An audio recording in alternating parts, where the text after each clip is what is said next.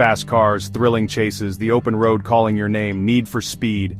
It's a name that brings back memories for millions of gamers. Since the 90s, the franchise has been synonymous with arcade racing, pushing the limits of speed and style. From the early days of Hot Pursuit to the underground world of Underground, Need for Speed has always evolved. It's about more than just crossing the finish line first. It's about the cars, the customization, and the adrenaline rush of outrunning the cops. Few entries in the series captured that feeling quite like Need for Speed Most Wanted in 2005. It was a game that defined a generation of racing fans, and its legacy continues to this day. But the series didn't stop there. Need for Speed continued to evolve, with each new installment trying to recapture the magic of its predecessors while pushing the boundaries of what was possible.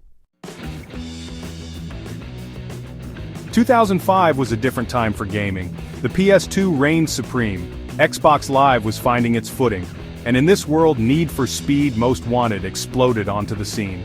Developed by EA Black Box, Most Wanted wasn't just another racing game, it was a cultural phenomenon. It was the game to have, the game to play, the game to talk about. What made it so special? It was a perfect storm of factors. The game had a gritty, street racing vibe. It had an unforgettable blacklist of rivals to take down, and it had a story that, while cheesy, kept you hooked.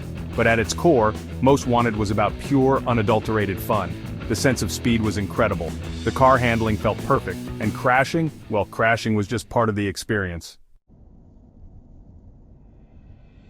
Most Wanted's gameplay was revolutionary for its time. The open world of Rockport City was yours to explore. You could challenge any of the Blacklist racers, each with their own unique car and driving style. Winning races earned you money, which you could use to buy new cars or upgrade your existing ones. And the customization options were endless.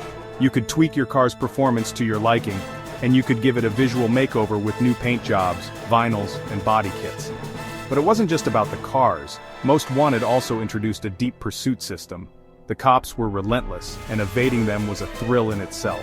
You could use speed, strategy, and even the environment to your advantage. This combination of features made Most Wanted an instant classic. It was a game that had it all: fast-paced racing, deep customization, and a thrilling police pursuit system. Fast forward to 2012. Criterion Games, the studio behind the acclaimed Burnout series, took the reins of the Most Wanted name. This wasn't a direct sequel to the 2005 hit, but a reboot. The core concept remained the same: become the most wanted racer in a city crawling with cops.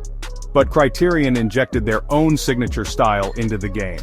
The world was now Fairhaven, a sprawling urban playground with a focus on open-world exploration. Gone was the blacklist and the story-driven progression. Instead, Most Wanted 2012 adopted a more free-form approach. You could jump into any car you found, each with its own set of events and challenges. The game also introduced Autolog, a social competition system that tracked your friends' progress and challenged you to beat their times and scores. It was a smart addition that added a new layer of replayability. Section 5. Most Wanted 2012, Reception and Legacy. Most Wanted 2012 was met with a mixed reception. While it was praised for its stunning visuals, refined handling, and addictive multiplayer, some fans felt it lacked the charm and personality of its predecessor.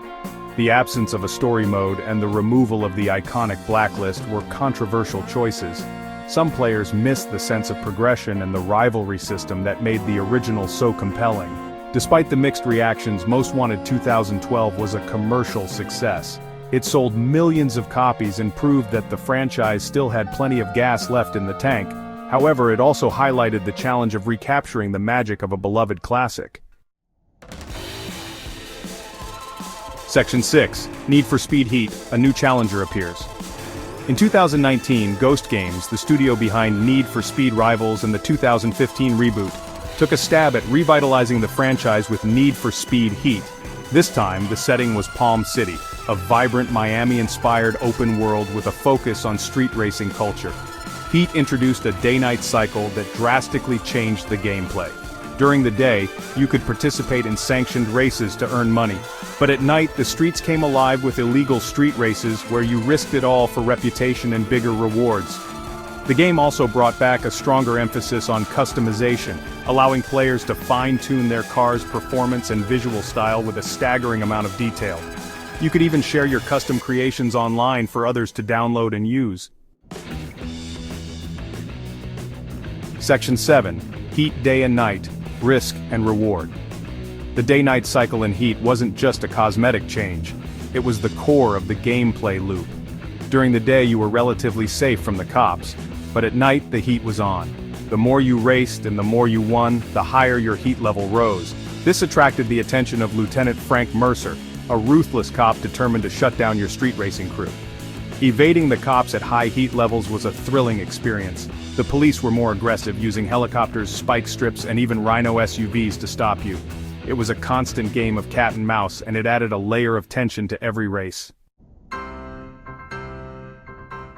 Section 8. Heat Critical Reception and Community Impact. Need for Speed. Heat received generally favorable reviews from critics. The game was praised for its impressive visuals, engaging driving mechanics, and the return of a more focused street racing experience. The day-night cycle and the risk-reward system were well received, adding a layer of excitement and strategy to the gameplay. The customization options were also a hit, allowing players to create their dream cars and show off their unique style. While Heat didn't reach the same critical acclaim as some of its predecessors, it was seen as a step in the right direction for the franchise. It recaptured some of the magic that made the series so popular, and it showed that there was still plenty of life left in the Need for Speed name.